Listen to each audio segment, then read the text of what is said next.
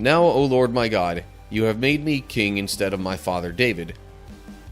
But I am like a little child who doesn't know his way around. And here I am in the midst of your own chosen people, a nation so great and numerous they cannot be counted. Give me an understanding heart, so that I can govern your people well and know the difference between right and wrong. For who by himself is able to govern this great people of yours? And really, it was wise of him to ask for wisdom in the first place. So that, I think, kind of encapsulates Solomon's attitude toward his role as king. Like, he wants to do his best, even if he's not totally sure how to handle it. What's up, cool people? My name is Matt. Welcome back to our Bible study. So, we are looking at 1 Kings chapter 3, and previous couple of chapters basically come down to chapter 1. There was some confusion or uncertainty as to who would be king after David. I mean, it was pretty obvious it was going to be one of his sons.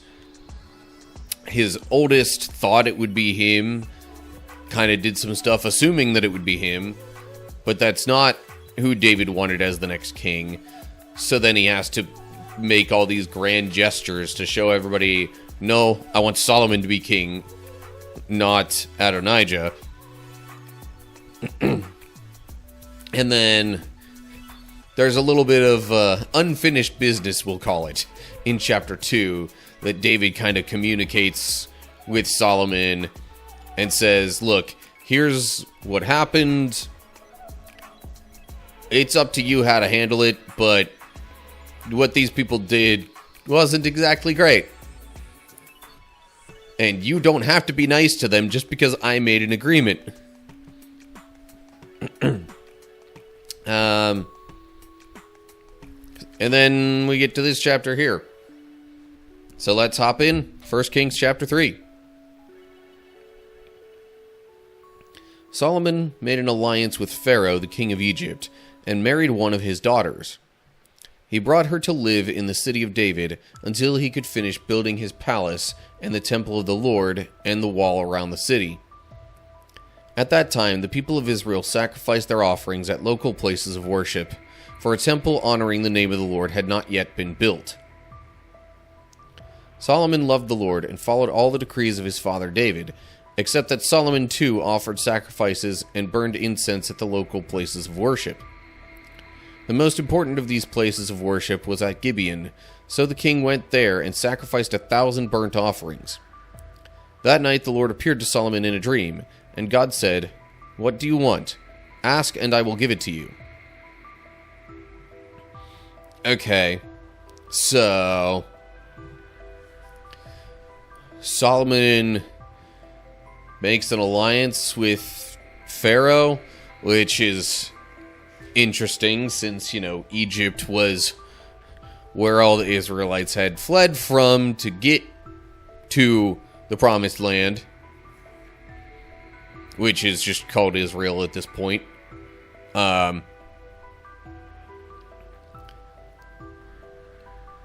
But it's not like, in general, such alliances were or even are in some ways uncommon. And, trying to promote peaceful alliances isn't necessarily a bad thing, even if it's with people or nations that you previously had problems with.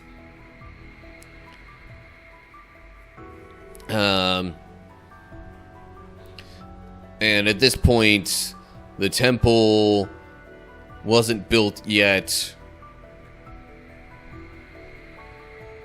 And that's just kind of at least giving an idea of where this falls within the timeline of events. People gave offerings at local places of worship, it says. Makes me wonder, okay, what about the tabernacle?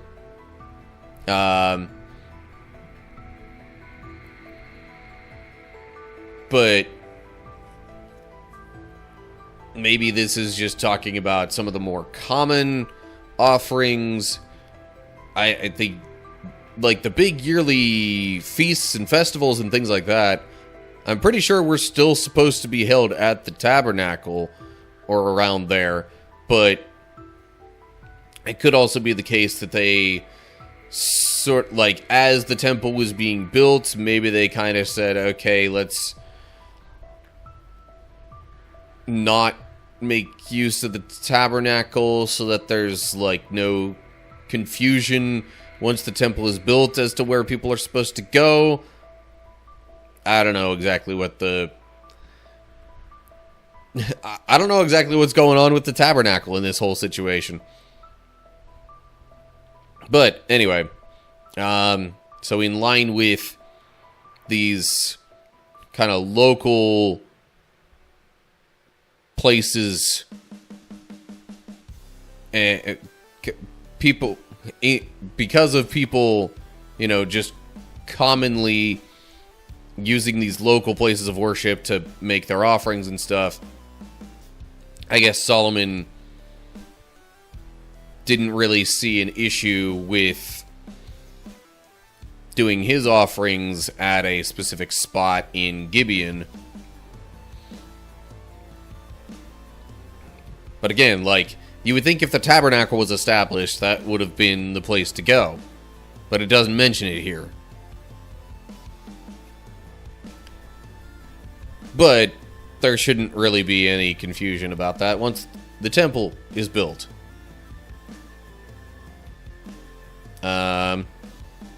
So, anyway, God appears to Solomon and asks what Solomon wants. And then we get to verse 6. Solomon replied, "You showed great and faithful love to your servant, my father, David, because he was honest and true and faithful to you. And you have continued to show this great and faithful love to him today by giving him a son to sit on his throne. Now, O Lord my God, you have made me king instead of my father David. But I am like a little child who doesn't know his way around. And here I am in the midst of your own chosen people, a nation so great and numerous they cannot be counted. Give me an understanding heart so that I can govern your people well and know the difference between right and wrong. For who by himself is able to govern this great people of yours?" So, Solomon first kind of recognizes God's graciousness to his father David and also to him. And then he kind of answers God's question with, like, look, I'm not really sure how to handle being king. So, just help me know what to do with this. Give me wisdom. Give me discernment. And then, you know, hopefully I'll be able to lead these people. Because I can't do it on my own. Like, right there. It's like, by myself, I can't, like, nobody could do this. Now, he mentions a nation so great and numerous they cannot be counted. There was a census taken not too long ago. But it only came back with the number of men. Never mind, you know, actually, the numbers reported were only the number of men who could actually, like, you know, fight. Didn't count the children, the women, the elderly, the disabled, anybody like that. So, even if they could be numbered, they weren't fully.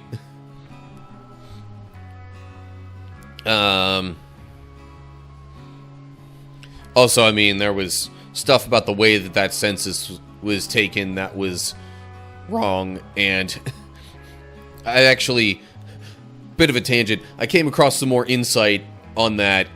Actually, I heard it in a sermon, either this past Sunday or the one before, basically talking about how what was wrong about the way the census was done is that there was supposed to be, like, whenever there was a census taken, there was supposed to be an offering collected and given to the Lord as part of that census. But that wasn't done, so that was what was wrong in that whole situation. So yeah, anyway. So Solomon asks for wisdom. And then we get to verse 10. The Lord was pleased that Solomon had asked for wisdom. So God replied, "Because you have asked for wisdom in governing my people with justice, and have not asked for a long life, or wealth, or the death of your enemies, I will give you what you asked for.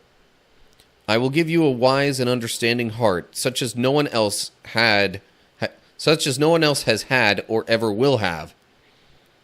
And I will also give you what you did not ask for: riches and fame. No other king in all the world will be compared to you for the rest of your life. And if you follow me and obey my decrees and my commands as your father David did, I will give you a long life." So, God likes Solomon's answer of asking for wisdom because, obviously that's the most helpful thing for ruling over the people. And because Solomon wasn't, selfish in any way or vengeful or anything like that with his request, God's like, you know what? You gave such a great answer. I'm going to give you what you asked for, but I'm also going to give you, some extra stuff. I'm going to make you famous and wealthy, and you're going to be like the wisest, most prosperous king ever, essentially. Of course, kind of contingent upon Solomon obeying God's decrees and his commands. Because, if Solomon starts going off the rails, then it kind of makes it seem like God is okay with that when he's not, if he continues to give Solomon all this wisdom and fame and fortune and all that.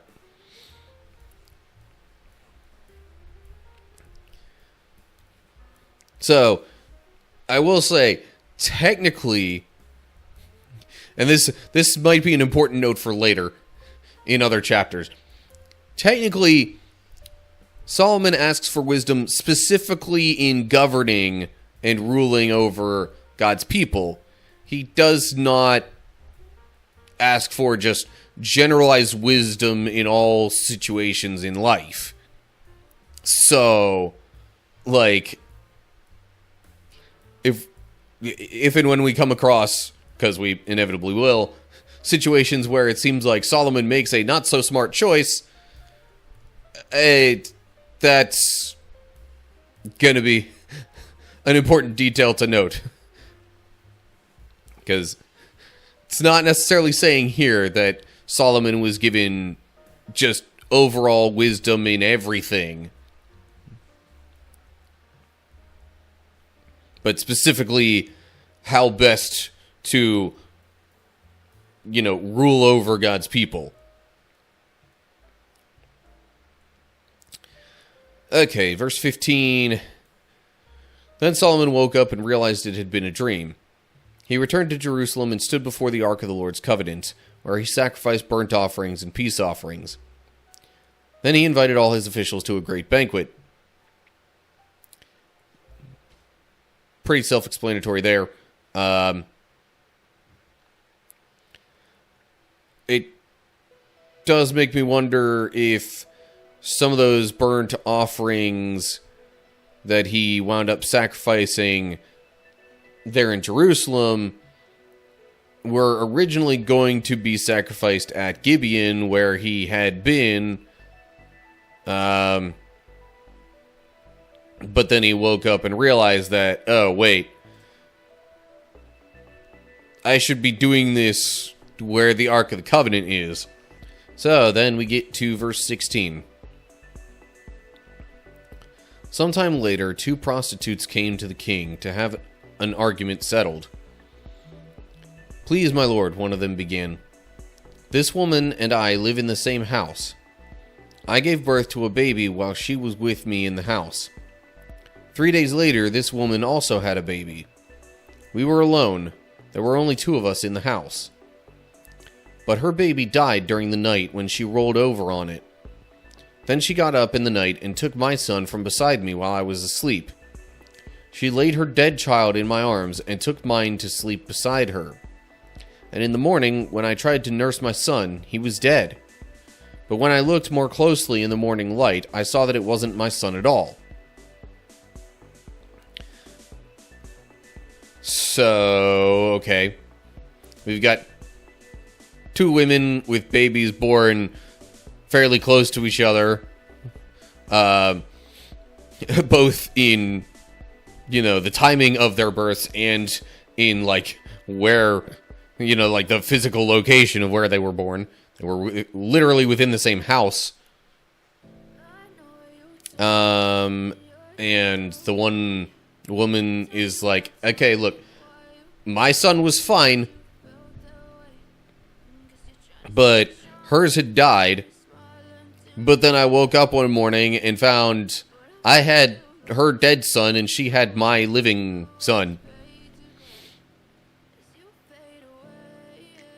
Then verse 22. Then the other woman interrupted. "It certainly was your son, and the living child is mine." "No," the first woman said. "The living child is mine, and the dead one is yours." And so they argued back and forth before the king. So they have conflicting stories as to who is actually the mother of the living son and who's the mother of the dead one. So that's the argument that has been placed before Solomon. Verse 23. Then the king said, "Let's get the facts straight. Both of you claim the living child is yours, and each says that the dead one belongs to the other. All right, bring me a sword." So a sword was brought to the king. Then he said, "Cut the living child in 2, and give half to one woman and half to the other." Then the woman who was the real mother of the living child, and who loved him very much, cried out, "Oh no, my lord! Give her the child. Please do not kill him." But the other woman said, "All right, he will be neither yours nor mine. Divide him between us." So, Solomon's way of trying to figure out who's lying and who's telling the truth is to honestly just kind of threaten the life of the living son. And in making that declaration and stating that that's what would happen,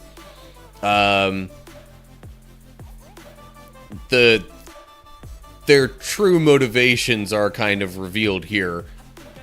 The one woman who actually had the son that was still alive was like, no, please, don't kill him. Give him to her. I don't care. Just keep him alive. But the other woman, who clearly was either holding a grudge or just wanting to have more than the other woman or something, the one who had apparently less pure intentions was like, "No, fine, do it. Split him in half. That way neither of us has a living son and we'll be even." And then in verse 27, then the king said, "Do not kill the child, but give him to the woman who wants him to live, for she is his mother." When all Israel heard the king's decision, the people were in awe of the king, for they saw the wisdom God had given him for rendering justice. Now look, I'm going to be real and say that I probably wouldn't be so discerning in such a situation. I've had all kinds of situations in my own life where I've been put in kind of an awkward spot, wasn't sure what to do, and my response wound up being where I just sort of got either paralyzed with fear, or you could say I clammed up or whatever. In a lot of those situations that I've had, I just wind up like not really saying or doing much. I don't necessarily wind up defending myself in those situations. I don't necessarily come up with any sort of retort or anything. So to pretend that I would have wisdom like this is a bit foolish on my part. But Solomon, judging the reactions of the women to what he said, I mean, whether he was actually wrong or not in his assessment, like, it kind of stands to reason that the mother who wants the child to live is more deserving of having that child and taking care of him than the one who really does not care and just wants things to be even. So yeah, but that is a actually pretty clever way of judging which one was the real mother of the living son and which one wasn't. So yeah, it doesn't even officially state which one of these two women was the real mother. Because it says, one of them started, the other one responded, and they went back and forth. But then later it just says, the woman who was the real mother. Doesn't say whether that was woman 1 or woman 2 in the prior conversation. But that's not really what's important here. It's just, this is a story that kind of emphasizes the wisdom that Solomon was given from the Lord, which he asked for. And really, it was wise of him to ask for wisdom in the first place. So that, I think, kind of encapsulates Solomon's attitude toward his role as king. Like, he wants to do his best, even if he's not totally sure how to handle it. And that's kind of my main takeaway, anyway, from 1 Kings chapter 3. So, in all of that, really, I think Solomon was already pretty wise, even before he asked for wisdom from God. Because to realize that wisdom from God is one of the best things you could ask for, like, that already takes some wisdom just in and of itself. But, God clearly still appreciates Solomon requesting that. And that's, I guess, assuming this is sort of when that happened in the sequence of events, it seems like that was really a good start to what eventually led to other good things during Solomon's reign. But that's where things are leaving off for now. As always, like the video if you enjoyed it, share it with others if you want them to see. Make sure you look down in the description for links to other social media pages and ways to keep track of what I'm doing. And aside from subscribing here, of course, which is probably the easiest way to, see my latest videos and all that. Down below the description, leave your comments down in that section with whatever thoughts or questions you have. Also, feel free to hit up the Discord server and or the supporter page, both of which are also linked in the description. But anyway, hope you're all doing well. Hopefully I'll see you soon for another video. But whatever the case is, till next time, stay cool, people.